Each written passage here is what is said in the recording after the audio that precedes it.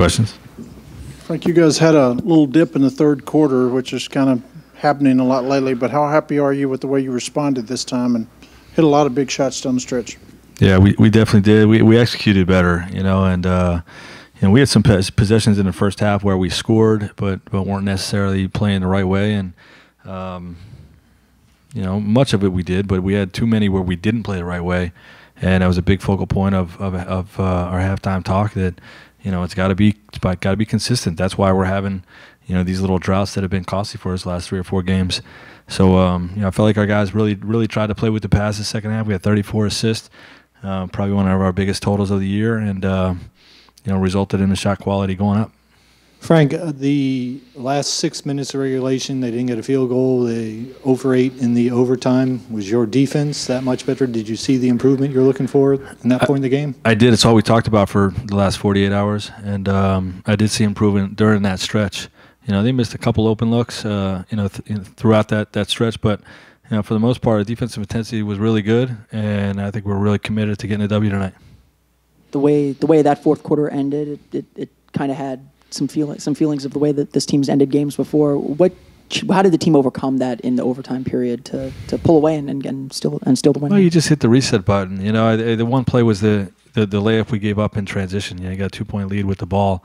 You're going to get a good look, and you want to put them in a position where they have to score. So, to get beat on a transition bucket was a little bit deflating, but like I said, you hit the reset button going into overtime. Our guys remain confident. They know we've been playing good basketball and just haven't gotten over the hump, and we were able to do so tonight. Evan started the game 3 of 11 and then hit the go-ahead 3 late in regulation and then kept going in overtime. How critical is it for a scorer to have a short memory like that? Well, I don't think it really impacts him. As long as the shot quality is good, these guys, know they're going to get good looks and are confident offensive players. That play was set up by Aaron Gordon and driving to pass. He had a switch, where a couple situations in switches he tried to take his own man and got into some traffic, and we want to be creators in that situation. And Aaron made a great play. I thought that was a big growth play for him and for our team. Driving and creating that shot for Evan. Talk about Jonathan Isaac. He had a big impact at the end of regulation. The Pistons had an opportunity to have a go-ahead bucket, and he used his length to get a deflection there.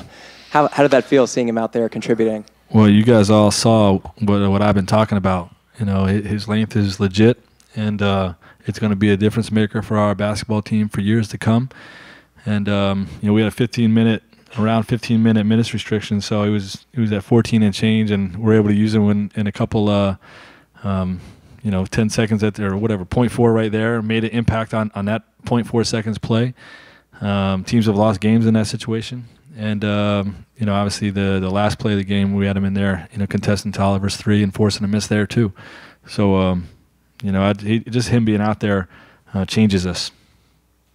Coach, you played Shelvin back especially a lot heavy in overtime and late the fourth quarter. What did you see in Shelvin's side that made you give him the late minutes in the Yeah, he just a gut feel. He just looked like he was making some plays, and had a determination about him. He was playing really good basketball, and all our guys know that if a guy's going well and impacting the game, they have an opportunity to stay in there. And Sims understands that at any point, if a guy at your position is playing well, he's going to stay in there. So it was a good team move, and Shelvin was really strong down the stretch. Understanding it was his first game on an NBA court since December, how would you evaluate how Jonathan played in his first game back? Really well.